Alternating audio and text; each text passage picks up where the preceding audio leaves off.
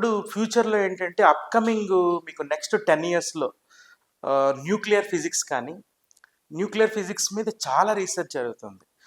ఇట్లాంటి కోర్సెస్ తీసుకుంటే they can get good goals in there career. మెయిన్గా న్యూక్లియర్ ఫిజిక్స్ అని ఎందుకు చెప్తున్నా అంటే అంటే కొత్తగా ట్రెండింగ్ అండ్ బూమింగ్ కాన్సెప్ట్స్ ఇవన్నీ కూడా. కెమిస్ట్రీలో కూడా అట్లానే ఉన్న ఆపర్చునిటీస్ ఉన్నాయి. ఫస్ట్ ఆఫ్ ఆల్ ఎవరైతే బయటకు వెళ్దాం అనుకుంటున్నారో అక్రాస్ ద ఇండియా, అబ్రాడ్ వెళ్ళాలనుకుంటే కంపల్సరీగా మ్యాథ్స్ ఆప్ట్ చేసుకోవాలండి. టాప్ 100 యూనివర్సిటీస్ వరల్డ్లో ఏవైతే ఉన్నాయో అందులో కంపల్సరీగా మ్యాథమెటిక్స్ అనేది ఒక సబ్జెక్ట్ ఉంటుంది వాళ్ళకి. ఇక్కడ అనలిటికల్ థియరీ కానీ ప్రాబ్లమ్ సాల్వింగ్ మెథడ్ కానీ దాంట్లో ఇప్పుడు మనకి a+b² = a²b² 2ab దాన్ని why the kept in that algebra కానీ ఇందులో ఎందుకు పెట్టారంటే √2+b² అని నేను ఇచ్చానంటే you can apply that thing అనమాట.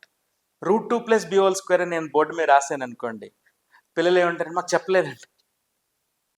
చెప్పలేదంటే అక్కడ √2ని ఎలా ఎక్స్పాండ్ చేయాలి, అసలు √x అంటే ఏంటి, క్యూబ్ √x అంటే ఏంటి, 4th √x అంటే ఏంటి, రూట్ని ఎలా వాడాలి, √2+b² అంది, √2² b² 2√b అని రాయాలి. చిన్న మెథడే, ఆ మెథడ్ కూడా పిల్లలకి అర్థం కావట్లేదు.